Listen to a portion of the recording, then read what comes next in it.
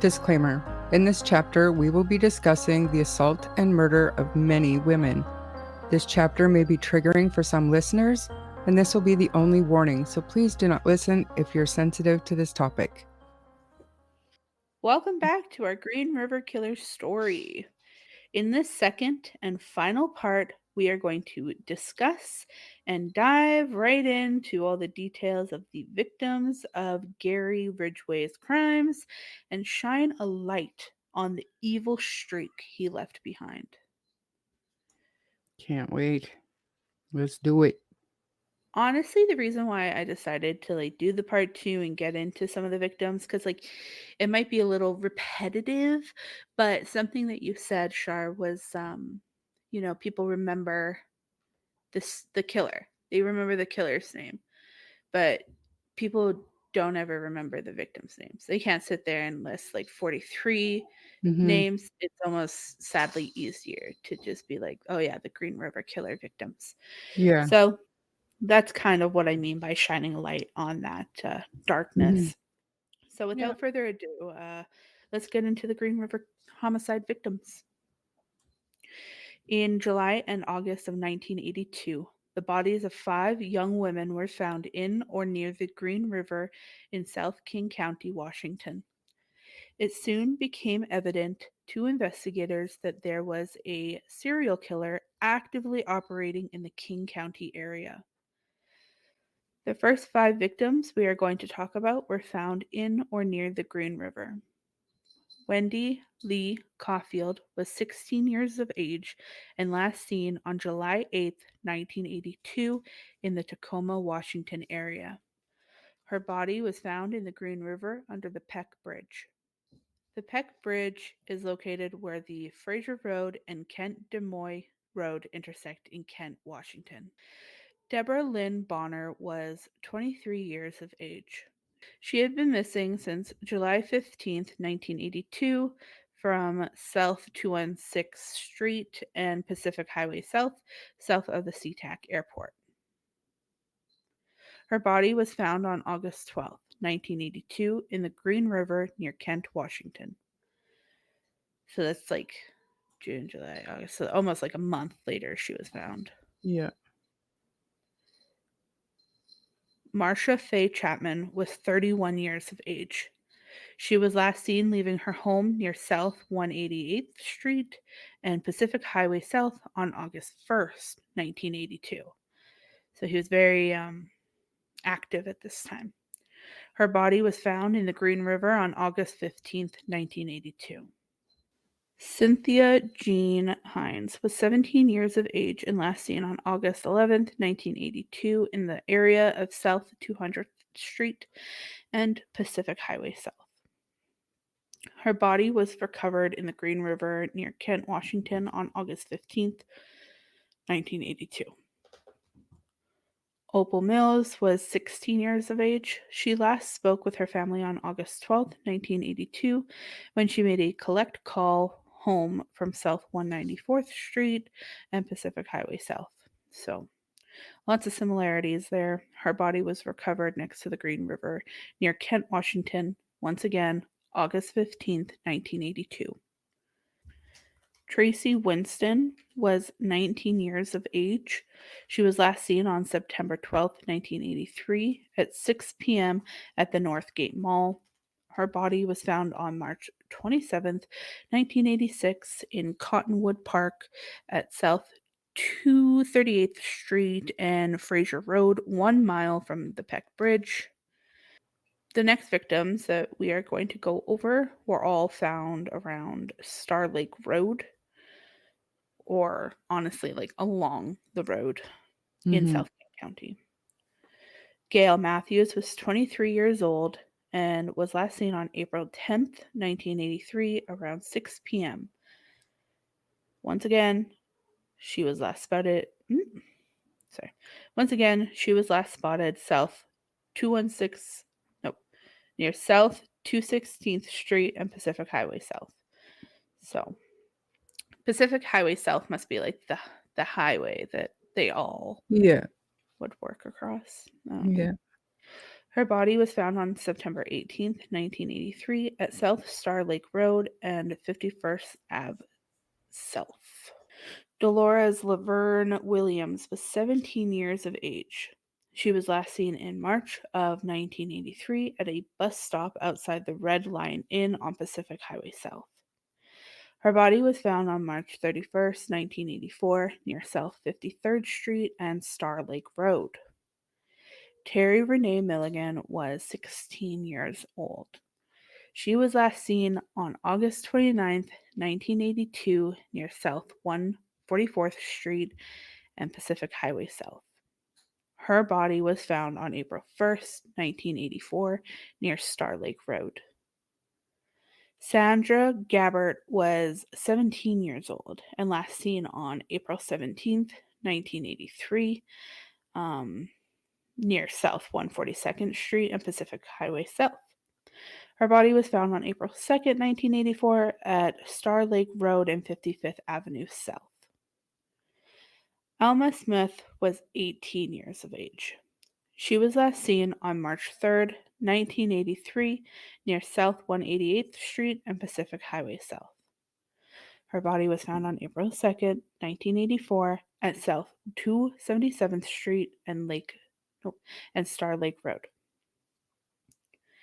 Carrie Ann Royce was 15 years old. She was last seen between May 13th, 1983 and June 13th, 1983. Her So is this body was, the youngest? yes, Yeah. yeah. Her body was found March 10th, 1985 in a swampy area off the Star Lake Road. So, something just like, I guess not really interesting, but it stands out to me that, she was missing the longest and she was found later on. Um, like it took them a little bit longer to find her and she was in a swampy area off of it where he would usually just like leave them along the side kind of thing. I Yeah. almost feel like he knew that she was 15 and like perhaps like he felt even more scared of what he had done to her than he did maybe with other people, That's which is possible. weird. Absolutely. Just notice a little bit of a difference there in his MO of leaving the body. Remains of the women were all found near where Highway 18 intersects. No, wait, one sec. Okay. So moving on to Highway 18 and I-90 in eastern King County. So these are the homicide victims found in that area. Tina Marie Thompson was 22 years of age and last seen on July 25th, 1983, between 1:30 and 3 a.m. at South 144th Street and Pacific Highway South. Her body was found on April 20th, 1984, near Highway 18 and Southeast 104th Street, south of the Highway 18 I-90 interchange. So, like, this is a lot. Like, it's a like, it makes it that much more real and impactful, like, Mhm. read these and the dates, like, this man was at work. He says Yeah. that this was his career because it was. This Yeah. was all of his time. How did he make money? How did he survive? Well, he How had a did full-time job, but, I mean, don't forget, I think what was it? I wanna say 49? He pled guilty to 49 murders, when in fact the number in his estimate was over 80, Yeah. but he still had that full-time job working at Kenworth, and Yeah, true. Which honestly, like, obviously, I'd say because they ended up, like, linking him to some victims through the paint connected to Kentworth, whatever. I just, I bet you he would like fucking run out like either right after work or at lunch break and just like do what he had to do. Maureen Sue Feeney was 19 years of age. She was last seen on September 23rd, 1983, between 5 and 6 p.m. at 1515 East Madison Street in Seattle. Her body was found on May 2nd, 1986, on the east side of Highway 18 near Southeast 104th Street. And moving on to exit 38 along the I 90. So the remains of these women were all found near exit 38 off of I 90.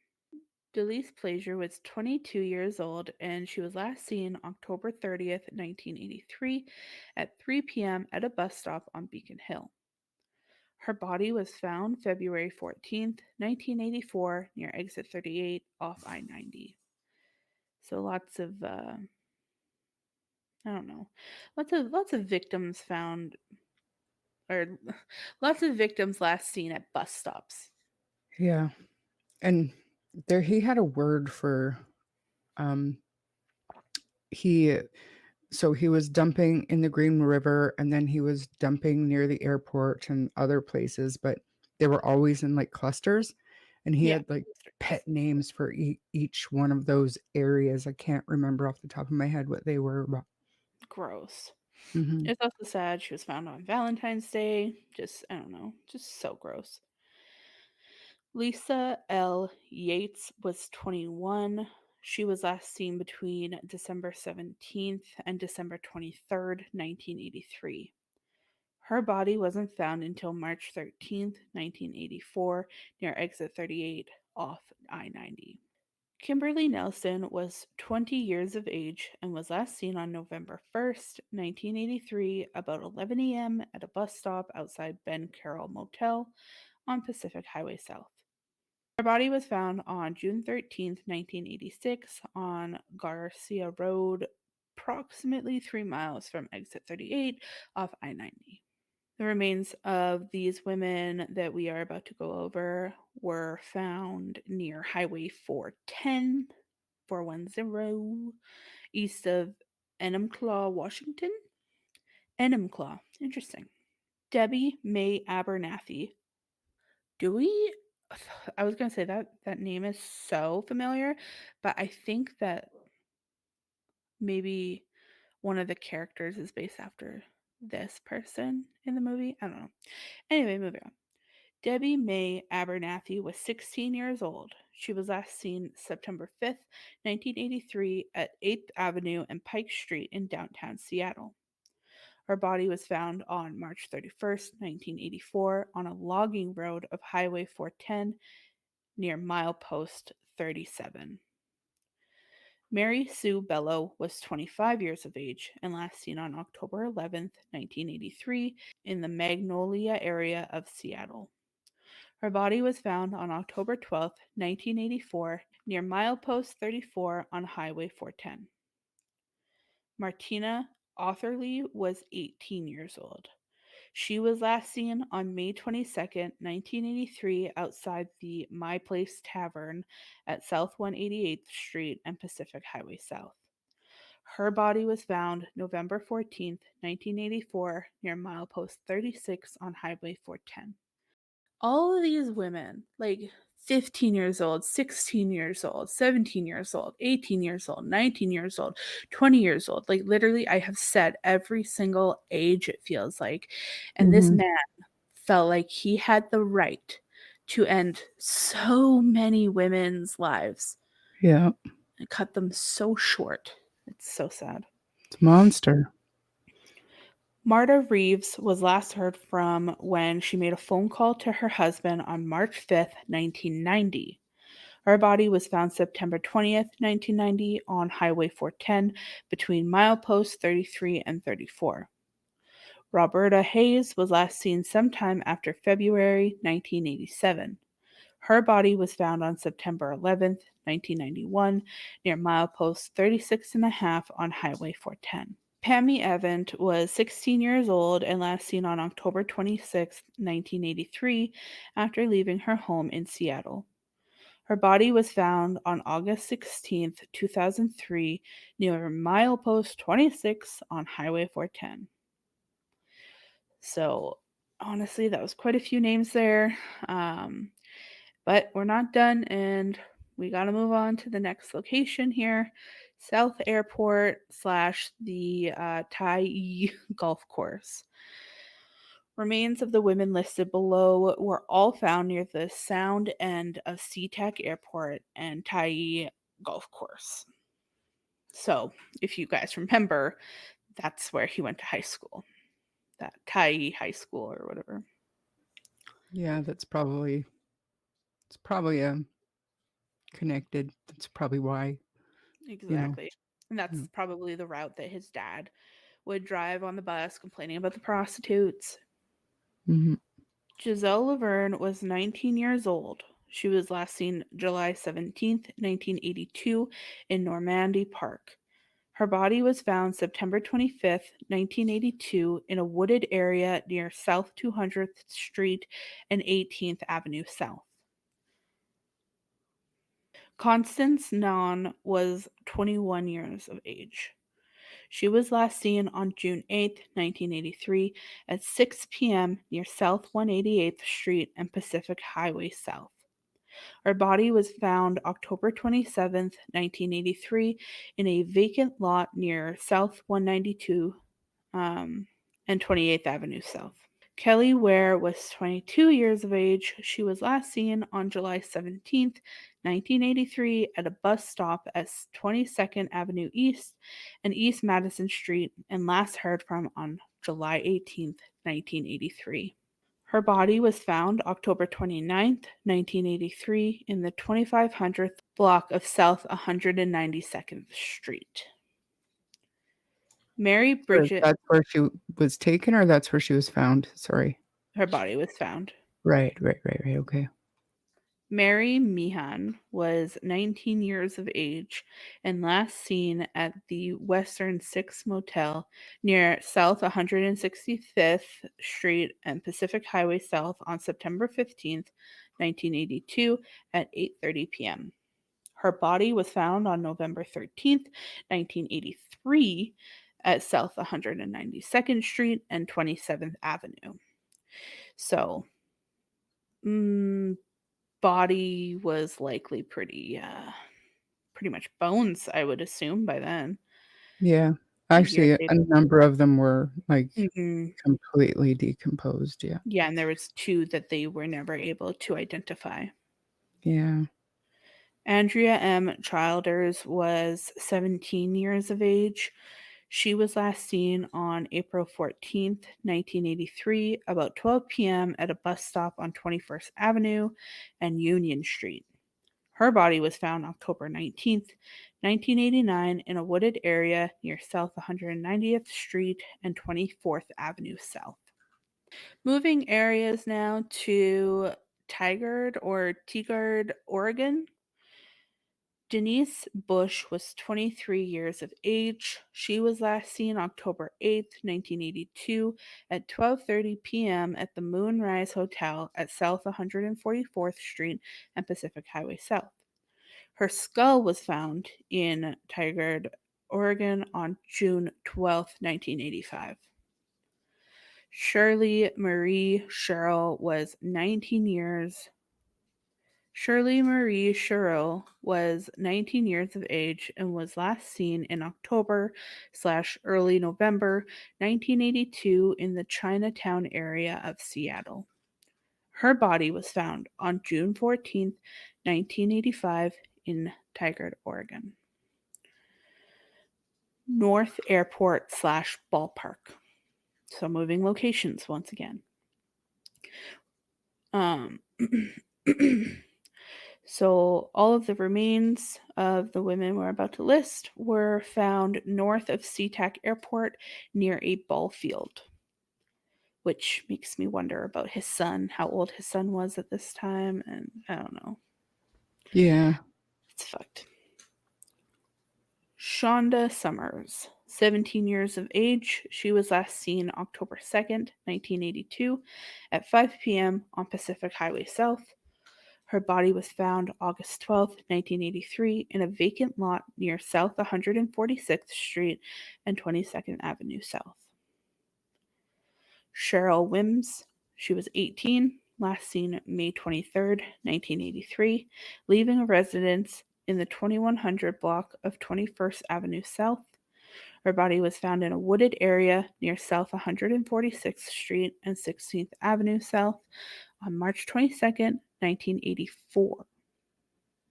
So We mentioned the 2 remains of bones found that did not get identified. One of those was found here. The remains of a white female between 14 and 18 years of age were found on March 21st, 1984, behind the ballpark at South 146th Street and 16th Avenue South. Highway 18.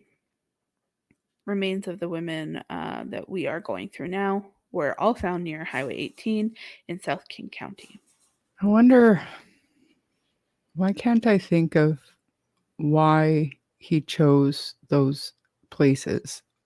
I think some of them had significance to him, but I can't remember. But Cindy Ann Smith was 17 years old. She was last seen on March 21st, 1984 at 5 p.m.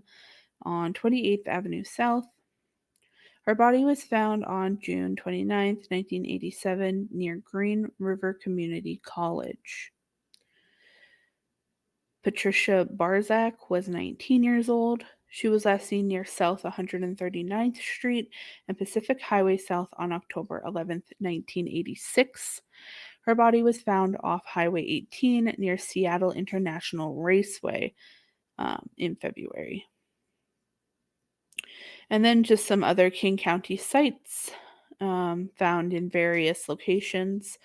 Linda Jane Rule was 16 years old and last seen on September 26, 1982, at the Seals Motel on Aurora Avenue North in Seattle.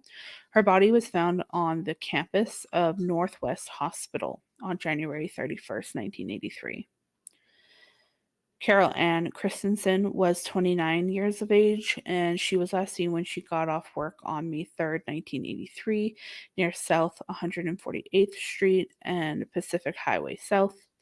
Her remains were recovered on May 8th, 1983, in a wooded area near Southeast 242nd Street and 248th Avenue, southeast in the Maple Valley area of King County. Yvonne Antosh was 19 years of age. She was last seen on May 31st, 1983 at 11 p.m. at the Ben Carroll Motel at South 140th Street and Pacific Highway South. Her body was found on October 15th, 1983 near Auburn Black Diamond Road. Colleen Brockman was 15 years of age, so that's another 15-year-old. She was last seen in the downtown Seattle area on December 28th, 1982. Her body was found on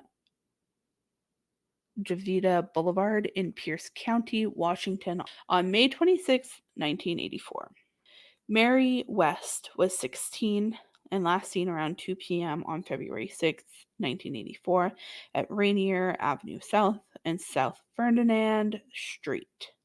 Her body was found on September 8, 1985 in a wooded area of Seward Park at the base of a tree.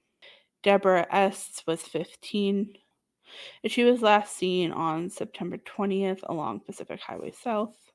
Her remains were recovered on May 30th, 1988 in the 200th block of South 346th Street. Patricia Yellowrobe was 38 and was last seen in the Seattle area. Her body was found in Seattle on August 16th, 1998 in the 9400th block of Des Moines Memorial Drive South in King County. April Buttram was 18 years of age and last seen at a bus stop at the Rainier Valley between August 18th and September 1st, 1983. Her body was found August 30th, 2003 on Southeast 96th Street, just east of the Snoqualmie Parkway. So, last seen 1983, found 2003. Insanity. Marie Malver was 18 and she was last seen getting into a truck at a 7-Eleven store by Pacific Highway South. Her body was found September 27th, 2003 at 65th Avenue South. Now, the next four women that are listed here are on the official Green River homicides list, but they remain missing today. Right. They haven't found them yet. Yeah. Cassie Ann Lee was a 16-year-old girl. She was last seen on August 28th, 1982, in the area of South 200th Street and 30th Avenue South. This area is just east of Pacific Highway South. Becky Marrero was 19 years of age.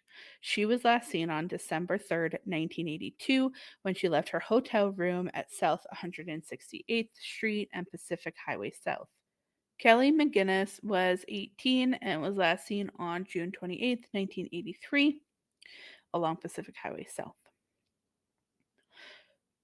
Patricia Osborne was 19 years old and last seen October 28th, 1983, when she left an area at North 115th Street and Aurora Avenue North in the city of Seattle to walk to a nearby restaurant. That's the end of the victims. That's the end of the victims. So that took a long time to get through those victims, and it just kind of shows. Longer than the first frickin' chapter. I know. And I feel like that says a lot, because you weren't able to go into any kind of detail about these victims because of how many. And this isn't like a deep diving podcast. Mhm. Um, so the details of every one of these women has a family, has a life that deserves to be remembered. Had passions, had hobbies, had things they were good at, things they That's hated. right. There was And so much about each and every one of them, and we can't talk about it because it takes up an entire chapter just going through their names, like when they were last seen, where mhm, they were last seen, and where they ended up. And yeah, it's horrible. and just because they're prostitutes or street people doesn't take away from their right to be remembered. And you know, Treated with respect, like sex work is real work. that's right. And another thing that we've been kind of talking a lot about with the Delphi case, Mhm. um there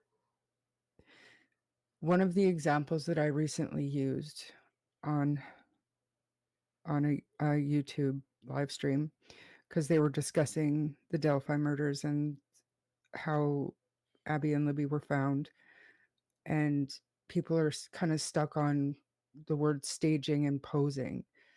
And I brought up Gary Ridgway, the Green River Killer, because sometimes these guys do things with their victims that have absolutely no meaning to it whatsoever. For example, most of these girls were just kind of dumped or rolled down a hill, or kind of, you know, laid where they landed type thing, I want to say. But there was the one victim, Carol Ann Christensen. Mm. She she was found fully clothed. She had two dead fish on her chest. She had an empty wine bottle on her stomach, and sausage in her hands. So obviously, when the police found this body like that, they didn't immediately connect it to the Green River series because of how she was left. And then when they did decide that it was part of it, they were trying to figure out what the meaning of all that was. Like, if there was like a biblical or some other message the killer was trying to get across.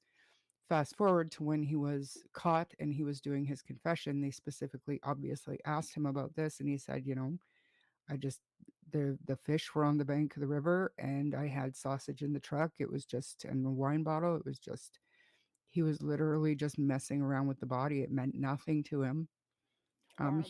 He claimed that that victim meant the most to him. He spent the most time with her. But I mean, at the end of it all, it meant nothing. It wasn't a signature. It wasn't something that he had planned. It was just stuff that he found there that he did. So there's really no explaining sometimes what these guys do. at their dump sites, especially the ones that go Mhm. back.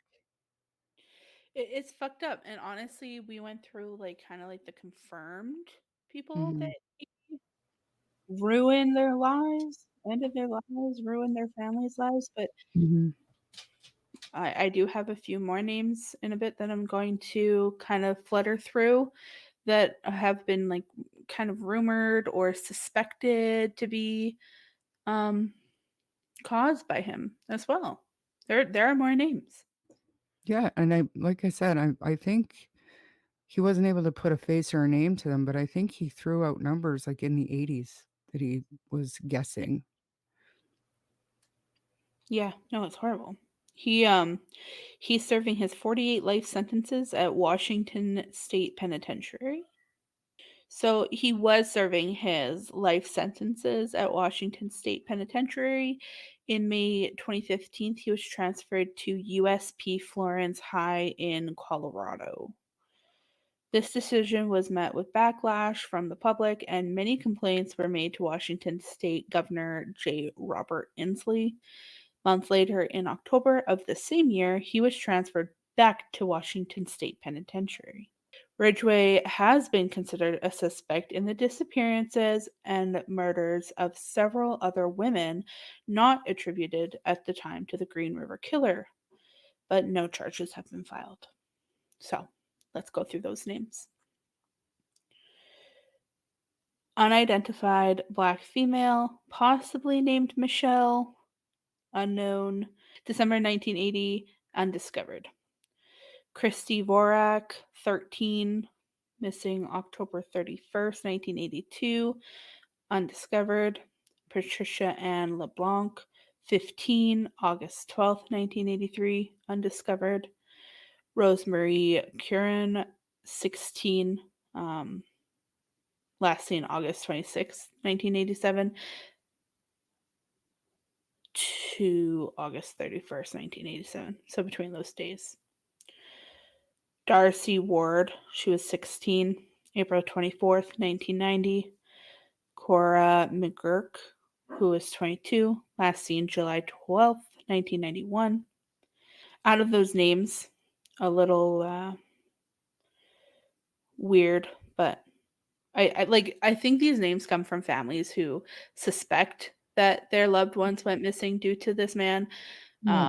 due to similar, areas, lifestyles, Yeah, and time frame, which I'd say is a pretty fucking safe bet too, honestly. absolutely.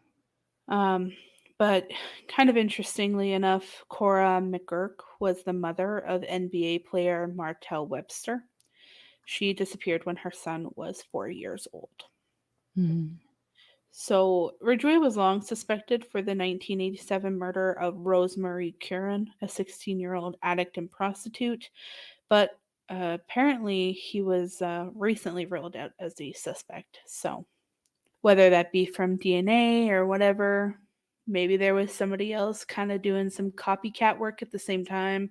Felt like he could get away with things because there was somebody doing more, bigger stuff in the area. Like, if her remains were found, they would have tested it. I mean, I don't think they'd clear anybody, if they didn't know for sure, so they probably cleared him with Delta. DNA. Fair. Well, yeah, you never know is is the gist of that, but that is all we have for this. Honestly, it's going over a bit in time, but I'd just like to add one thing, like, when he obviously took a plea deal to plead guilty to confess to all of those, I think, 48, murders, um and then the families were able to come in and give victim impact statements, and Gary Ridgway sat there, and he was just, like, totally stone cold and didn't didn't flinch, basically, until, um, uh, Rebecca DeMauro, her, I believe, father stood up and said, actually, I've got a direct quote here. Quote, "Mr. Ridgway, there are people here who hate you. I'm not one of them. I forgive you for what you've done. You've made it difficult to live up to what I believe, and that is what God says to do, and that is to forgive. He doesn't say to forgive just certain people, He says, forgive all. So you are forgiven. And that made Gary Ridgway cry like a baby in his victim victim impact statements hearing. I'm reading that in January of 2021, through genetic testing, the remains of a teenage girl found in 1984 were identified as 14-year-old Wendy Stevens, a Oh, reported Runway and Ridgway's youngest known victim. So perhaps he went as young as 14, which is crazy. sicko. The damage that one man can do is astounding to me. It's so crazy. I know. Mhm. And like it's just crazy that he hasn't killed himself and he hasn't been executed. Like you don't Murdered. really see many like serial killers of that stature Mhm. not being not here anymore. Like Yeah. shouldn't it be dead? Shouldn't it be gone? Shouldn't it Yeah. be like There are a number of them though, like, BTK is still alive and kicking, and the happy face killer, Keith Jesperson, is still mhm, he's still alive. I believe, if I'm not mistaken, Ed Kemper might even still be alive. But the thing is, because of what they do and part of their plea is that they're usually in segregation, right? They're kept in their cell 23 hours a day, so mhm. they're pretty protected. So, unfortunately, my opinion only, but Jeffrey Dahmer got probably the best just sentence after he was sentenced to life. He was beaten to death by a fellow inmate. So that, maybe that's cruel or whatever. And I'm not 100% on board with an eye for an eye because if I was, this guy would have eaten him too. But you know what I'm That's saying? the thing. It's not like really an eye for an eye. Like I get like not killing people over killing a person. Like I get it. But, like, when it hits the 40s, it's not an eye for an eye. It's like actually, I think that there's a video or a movie or something that I've seen through TikTok that I really wanna watch, and it's about a man who gets arrested or goes to jail, but instead of, like, a normal jail society, it's, like, every day or every so many weeks or whatever, they take a limb. They take a part from him.